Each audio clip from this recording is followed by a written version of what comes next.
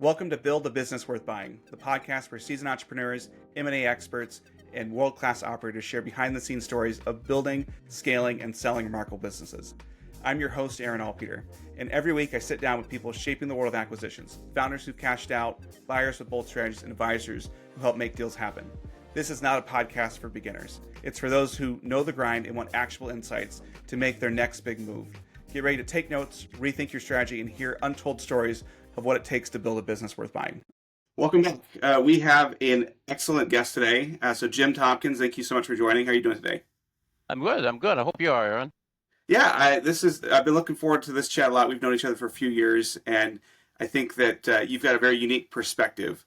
Before we dive into the topic of reglobalization, I just want to give a little bit of your background. So Jim Tompkins is seen as one of the leading voices in supply chain. He is the founder of the supply chain consulting matchmaker Tompkins Ventures. You started your career as a professor at North Carolina State University, where you taught industrial engineering, and you eventually left academia, built Tompkins International, Tompkins Robotics, and I think what's impressive to me is you've really become kind of this trusted advisor for lots of Fortune 500 and private equity companies. And so I think as I look back on your history and as I've gotten to know you, here's a list of some of the trends that you predicted accurately.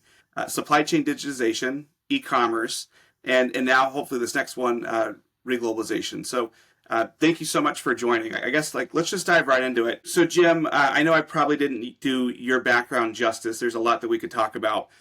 Can you just talk through your journey starting Tompkins Ventures and what unique perspectives you've gained along the way? Yeah, Aaron, it's been really kind of interesting. I'm not sure I knew I was on a journey, but I was, so you're correct.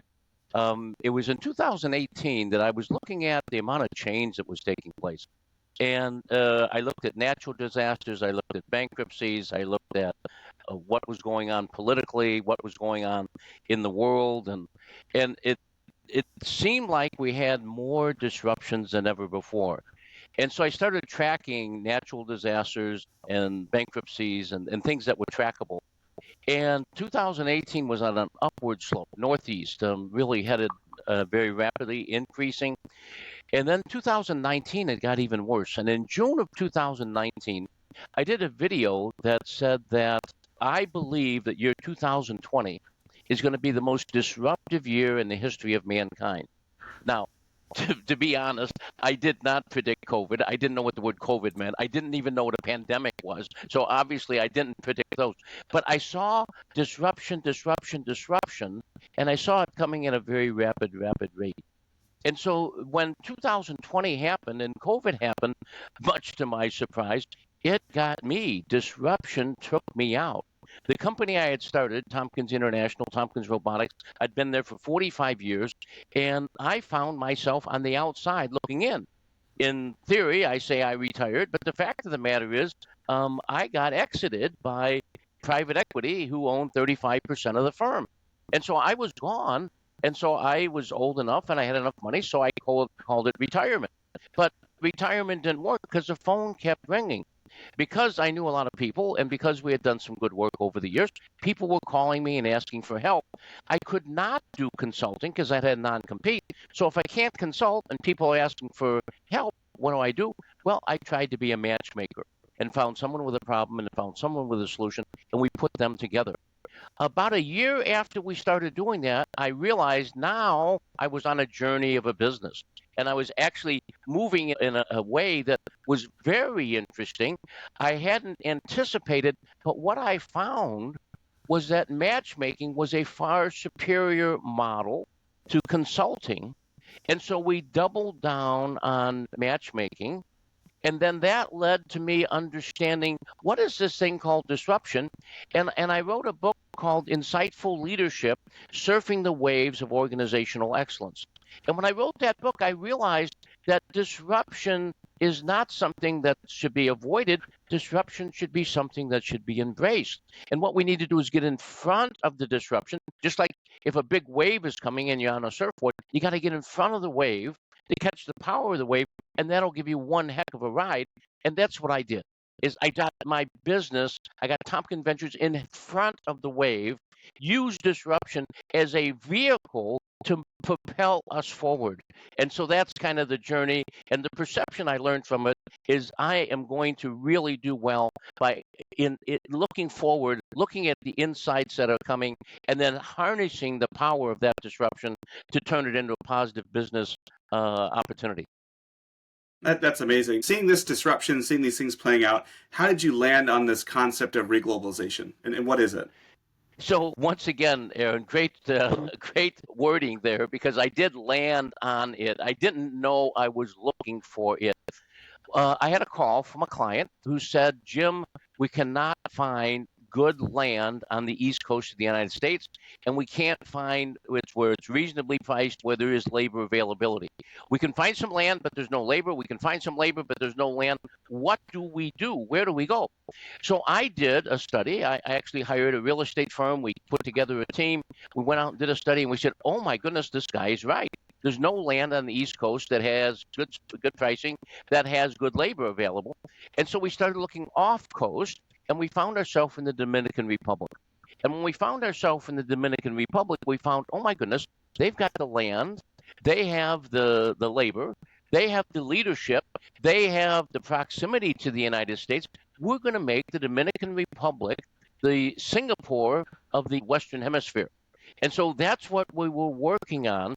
And as we worked on that, we started seeing disruptions occurring in the global movement of product. And the products were moving from one place to another. And we said, wow, how does this work with us trying to do this Dominican Republic thing? And what we realized is that global trade was going to continue to change. So in September of 2023, I wrote a white paper called The World is Flat Except When It Isn't, the yin and yang of globalization and deglobalization. So at that point, I was talking about some places going from globalized to deglobalized, some going from deglobalized to global. And so there's a lot of going on that was happening. Well, then after working on that for about a year, it became clear to me that what was going on everywhere was re-globalization.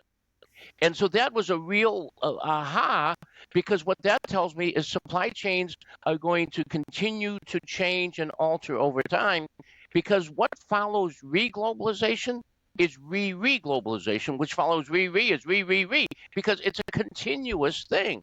And it's going to be landing, ing, is you use the word landing. Ing means that's a gerund, which means it has current and future tense. And that's exactly what we found about re-globalization, that supply chains were going to enter an age of being very, very, very dynamic. In fact, I coined the term dynamic supply chain optionality. That's what we need to have, is we need to be dynamic with our optionality so that when stuff happens, we can respond and our supply chain can be a competitive advantage and not a boat anchor. So that's interesting, Jim. You know, a lot of the folks that listen to this podcast are fast growing startups or people that are looking for an exit. Is this reglobalization concept a big company or a theoretical issue, or how does it impact, you know, companies doing a couple $100 million in revenue? Any company that has a physical supply chain is affected by this. Because if what they are doing, let's say, for example, today they're sourcing from China and they're getting their main raw materials and their main components and they're a manufacturing company. Or let's say they're getting their main products and they're a retail company. We're 2 weeks away from Trump putting some significant tariffs on China. And that's going to take them from being a profitable business looking for an exit to a business that's not making money and saying, oh my goodness, how do we survive? And so re-globalization affects the $100 million company. It affects the $50 billion company. Yeah. We all need to be more dynamic in what we're doing with our supply chain and quit assuming that we know what's going to happen, because we don't. Is this really just a Trump thing, or is it go beyond Trump? Oh, it goes beyond Trump. I mean, Trump is a accelerator of it, but no, this process actually began maybe Nixon, when we got China in the World Trade Organization, and China started playing by a different set of rules. And all Trump's trying to do is equalize the rules. But the rules have been broken for many years, and we've been taken advantage of. And so I don't want to get political, but the fact of the matter is you can't talk about supply chain today and not get political, because it's tariffs which are having a major impact on economies and employment and where you locate plants. And so Trump is real high on reshoring. Reshoring's an option if you can automate, but better options maybe are nearshoring or friendly shoring and moving more to our hemisphere. And it really covers the globe. So there's a reshoring mindset for Europe. There's a reshoring mindset for Asia. There's a reshoring mindset for our hemisphere. And so we have to think about those things. And if we're talking about starting a business or exiting a business, the people that are going to be coming in looking at you are really going to be looking at, are they ready for what's next? Are they looking over their shoulder for the next wave, or are they sitting there flat in the water and the wave's going to come and bury them? They're going to wind up eating sand. Yeah, that really resonates with me. One of the things that I've always told people is in supply chain, if you're fighting a fire today, you made a mistake 6 months ago. And so Amen. much of this Amen. is like looking forward and trying to stay ahead of those sorts of things. And, to distill it down, it sounds like reglobalization is just understanding the paradigm has changed, right? It's no longer a no-brainer that, if I need something made, send it to China. That still may be the answer, right? It's not a complete decoupling, but it's also understanding that, hey, costs are different. Supply chains, second tier supply chains are different. Regulations are different. And kind of what I'm hearing you say is that brands who are looking to exit need to be aware of those and not just have their head in the sand, because even if they have an exit window of the next couple of years, if they're not thinking 10 to 15 years out, that could hurt their valuation. Yes. So to put it in terms of sports, the old football coach used to tell you, here is the play, you do this, you do this, you do this, you do this. That was the play. The basketball coach said, we're going to do this unless they do this. If they do this, then we're going to do this. If they do that, then we're going to do this. We're going to have. So basketball coach had optionality.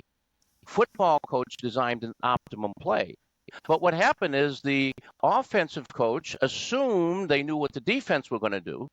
And so when the defense changed it up, the offensive coach wound up losing 5 yards. And so what the offensive football coach started saying, well, we do this unless they do this. And then if we do this, we're going to do this. And then we're going to hit this option. And we develop option football. So where we are now with supply chain is we're in options supply chain. We got to have some options, because if you think what the competition is going to do, your house is on fire and you messed up 6 months ago. Right on. Yeah. Is the right way to think about this concept as mainly a procurement exercise, or is it more of a fundamental rethinking of business? Well, it actually starts with procurement. And so the initial thing that pops its head up is, oh my goodness, the country that I am getting my raw materials from no longer has raw materials available. Or the company I'm getting my components from no longer has components. Or if I'm a retailer, the companies I'm buying my products from are no longer selling to me. And so, oh, wow, I need to have a new sourcing guide. So I go to my procurement guy and I said, okay, I no longer want to buy this from China. I now want to look at Indonesia, India, Malaysia, and Vietnam. And so we're going to look at something different. And so it starts with procurement. But the second procurement changes, then transportation changes. If transportation changes, then your logistics need to change, because your warehouses are going to be in different locations. And so it's a bubble effect. So it starts with a procurement exercise oftentimes, but then it winds up changing the whole supply chain, and one changes, the other changes, the other changes, the other. And this is really good news for 3PLs, because what we find by the time it gets to the end of the whip, by golly, we're changing what we're doing before we implement what we decided we were going to change to. And so don't be building big automated warehouses for yourself unless you're close to the final customer, because there's going to be all sorts of changes taking place because of what happens upstream from you. Interesting.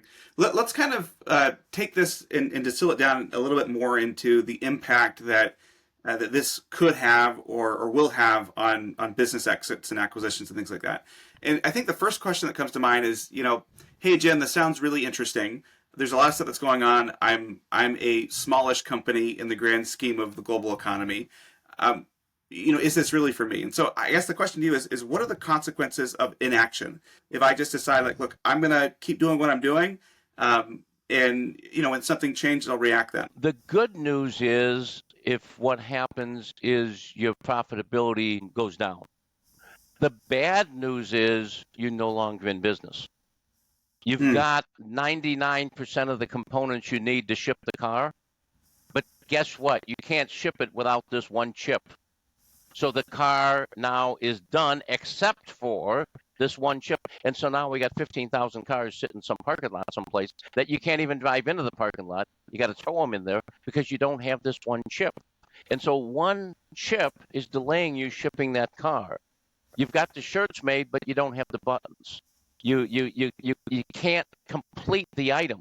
I recall a very senior supply chain executive from a very large appliance company calling me up literally in tears because they had to send 24,000 people home from work because they couldn't make washers, dryers, refrigerators, freezers, or stoves. They had nothing they could make because they didn't have all the components for anything. And so what happens when your supply chain breaks, you are out of luck and you just cannot maneuver. And so the prospects of doing an exit without a resilient supply chain that has some optionality is not good. I mean, this is not. Some people can say, "Oh, if I don't have resilience, it's going to affect my valuation." No, no, no. We're talking about if you get a bid. I mean, if you don't get a bid, it doesn't matter what you think it's worth. No one bid. And the reason they're not going to bid is they're going to say this company 6 months from now has a good chance of not being here. And we didn't think about before 2018. We never thought like that. And so the whole concept of exits and valuations and startups is a different world because we really have a great susceptibility to going out of business because of supply chain. Wow. Yeah. That when you put it in those terms, this isn't an option, right? You've got to be thinking about this.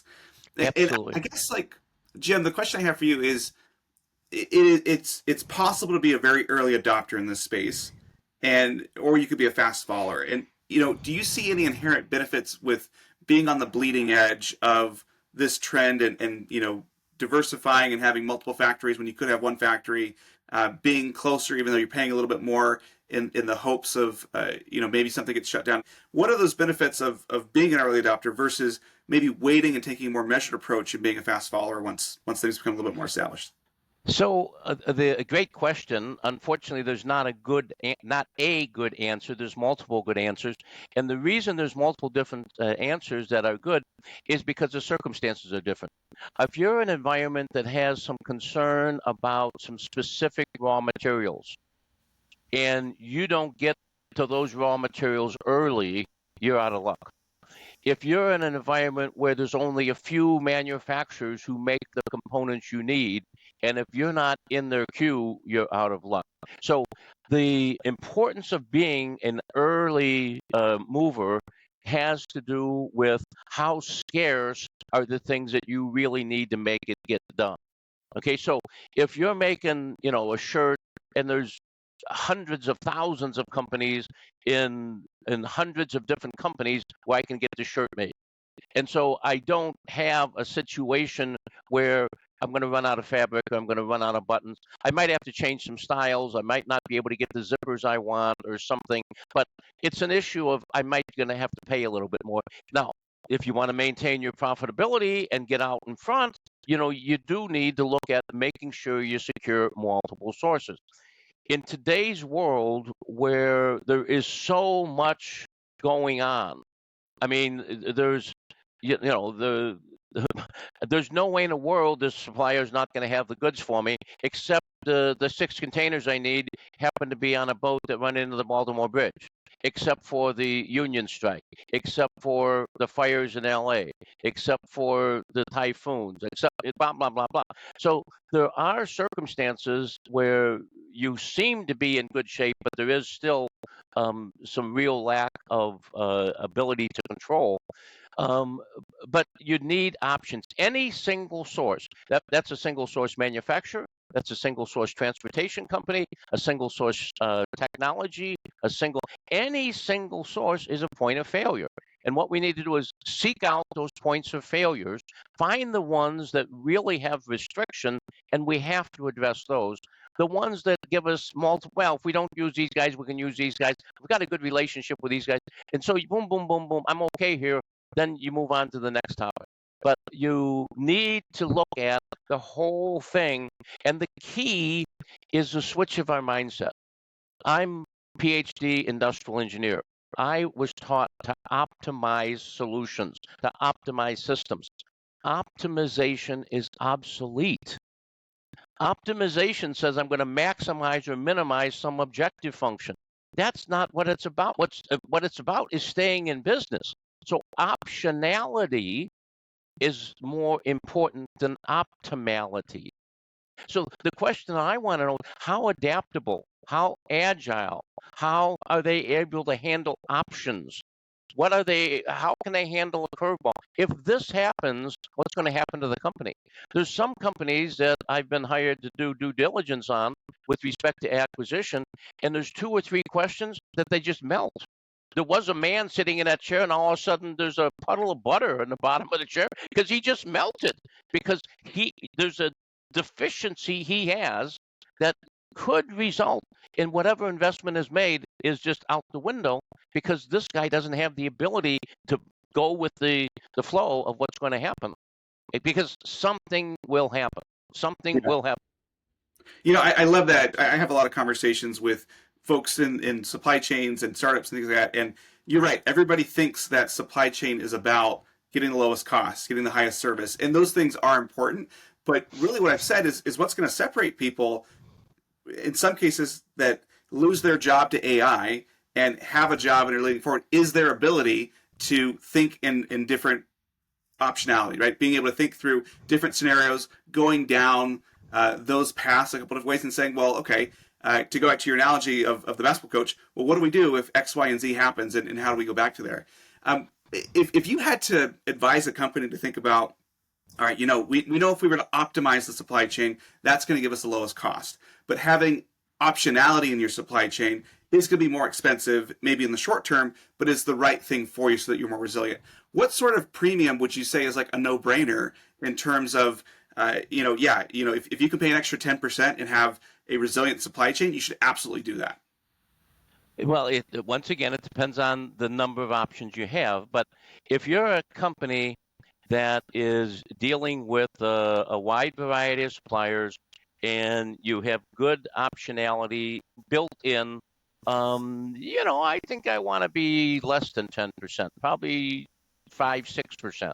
The challenge we have is all chief supply chain officers in the world have been trained, have got promoted. They became the chief supply chain officer because they did a great job of getting costs down. Yep. The CFO and the CEO have told them reduce costs, reduce costs, reduce, and so they reduce. So if it saved $200 on a $200 billion company, they saved it $200 because that's what they're trained to do. That's what I was trained to do. That was what you were trained to do. If you got this part for a penny less than this one, hey, jump on the penny. I mean, hey, it's a penny, right? And we're going to buy 1 million of them. That's 1 million pennies. That before long is some money. And so people had that mentality. Now all of a sudden, when we realize that cost is still important, but it's no longer king, what's king is satisfying the customers, getting the parts delivered to them when you say in the right quality at the right time is critical because we'll lose customers because the customers are saying, hey, you told me, I still have a Christmas present coming from my wife that was guaranteed to be delivered on December 3rd. Hey, December 3rd is gone, guys. December 3rd of 25. Well, I didn't check that. Maybe my bad, but I assumed it was this year. But I bought it in November for crying out loud, and I'm still getting messages that it's coming. And I'm going, oh my goodness, quit sending me messages. But so I think what we have a different shift in our mindset that cost was king But then COVID happened, and now cost is no longer king. Cost is still important, but depending upon how severe is the uh, lack of adaptability going to affect us, if it's a part that, I mean, we learned this airbags in cars back in 2010 or whatever it was, when that tsunami hit that company in Japan, and we found out every airbag in the world had this one little explosive device in it, and one company got washed away by a big wave, and now none of us can make cars. Well, duh. Everyone said, hey, we got to really do this. We can't let this happen again. Well, it didn't happen again for 3 years. But 3 years later, we had forgot and gone back to saving that penny again. So if we have good optionality, I think maybe you're willing to pay maybe 5, maybe 6, maybe 7% more. If you don't have good optionality, I might be willing to pay 25% more because I got to keep my customer happy. Yeah, it seems like the litmus test that a CSCO or COO should look at is, how high are your switching costs? If you have very high switching costs because of IP, tooling, lack of supply, then that's right. Okay, well, there is a premium here that's worth having. Doesn't mean that you always pay 20% more, but knowing that you've got that pitch in your back pocket and saying we're going to have some of our spend there so that we are a going concern with this backup supplier, so that when something does happen, we're not starting from a cold start. Makes a lot of sense. That's a great point. It might not just be the cost of the part. It might be that I'm going to do a little bit better than just in time. I'm going to do a little bit of just in case inventory. That might be cheaper than paying 5% more for the product. So maybe I still get it from the same people, but maybe I put in a little bit extra inventory buffer, which if you say that in 2019, you would have thrown out the window. But maybe, I'm not saying go to just in case because that's too expensive, but maybe just in time is just too early. Maybe we need a little bit of a buffer. Maybe we need to look at getting people that are close to us. So if we do screw up, it's only going to take 2 weeks to fix it as opposed to taking 2 months. So those are how do we get that optionality is key. Yeah, when it comes to inventory, I've long said that the founders I work with should look at inventory as an insurance policy, right? And it's you're taking cash that you could spend in marketing, and you're basically buying the ability to continue weathering a disruption. And so sometimes you want more insurance, right? If you're going to be a skydiver, you probably want to hire premium that you're going to pay for to take care of your family should something happen. And so that's how I would approach it. I think that's a great way, and that's exactly what it is, because the objective is to make sure that we are satisfying our customers, and that's if the profit margin is 8.7 or 8.6 isn't going to make or break the exit of the company. What's really important is that customer comes back next year and becomes my biggest customer next year again.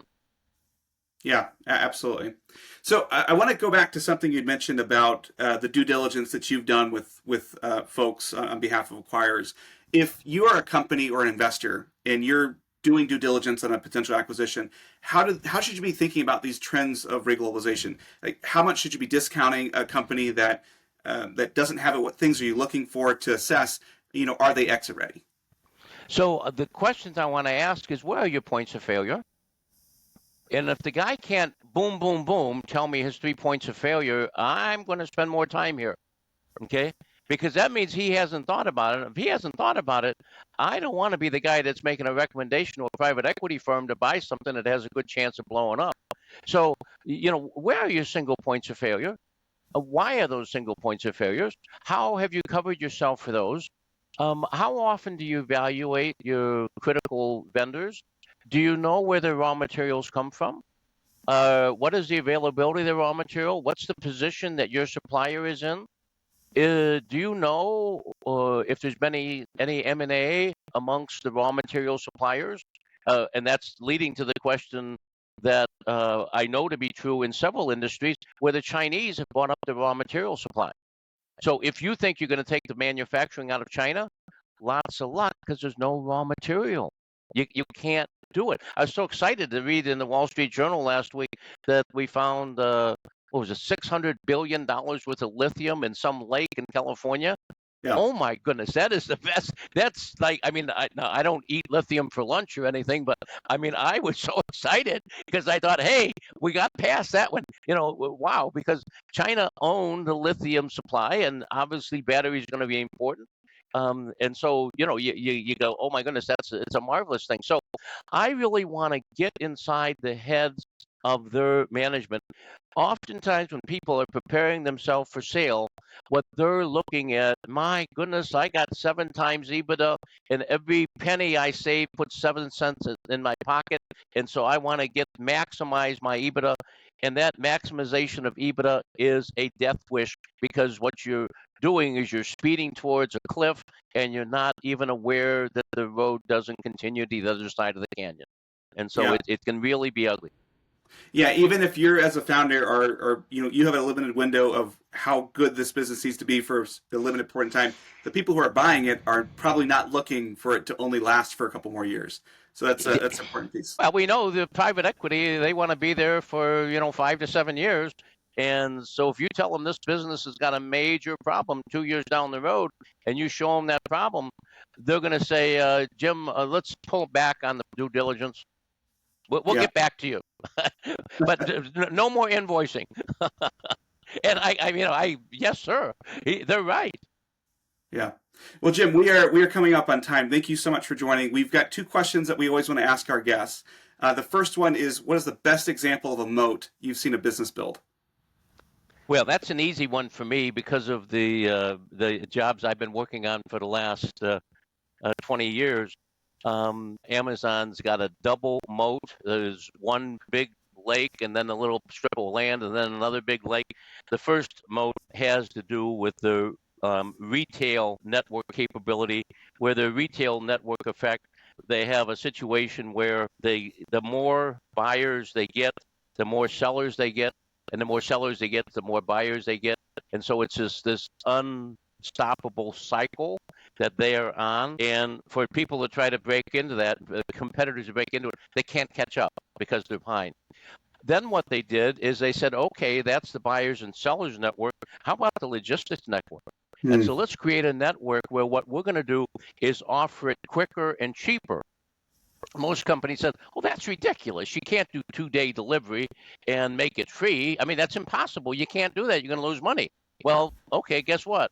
Amazon figured out by doing it, by having enough volume, doing it themselves, eliminating the contractors, making it their own, including their air now. And so what they have is the logistics network effect. And because what they now do is the faster they go, the cheaper they can go. And so now all the competition can't do faster and cheaper. And guess what? Amazon is now building the third moat. It's not there yet, but the third moat is the returns good moat. Hmm. You can go anywhere. I mean, it's not, Yeah. you can't do it today, but in the future, you can be able to go to McDonald's and turn back your T-shirt because it doesn't fit, or something. I mean, I'm joking there, but uh, Amazon is the world record holder on moat building. Yeah, that's a great one. Well, there's probably not going to be that many Amazon level companies that are out there. If you had to start a business today, what advice would you give someone to do about building a moat for their business? Well, what I'd want to do is not go where the market is today. I'd want to go where the market is going to be. Okay. And so if I understand that, I'm going to get to the moat building practice sooner than my competition will, because I know where the opportunities are for that to be created. Um, so what I want to do is I want to ask myself the question, have I left early, and am I traveling quickly? If I've left early and I'm traveling quickly, the moats that I will be able to create for myself, be they technology based or innovation based, there's lots of different moats you can build out there. You can get that done. But if you go back to the Amazon example, in both cases, the retail moat and the logistics moat, the most knowledgeable people in retail and most knowledgeable people in logistics said, well, that's impossible. That can't be done. And what did that do? That gave Amazon the head start they needed to go out and create it. And then the other guys are saying, well, golly, I wish I'd done that, and it's too late now. Yeah. Well, Jim, this was great. I think we could talk for a couple more hours. If people want to get in touch with you or Tompkins Ventures, what's the right way to do that? Best way, just email. It's J Tompkins, Tompkins, at Tompkins Ventures, all one word, TompkinsVentures.com. All right. Thanks so much, Jim.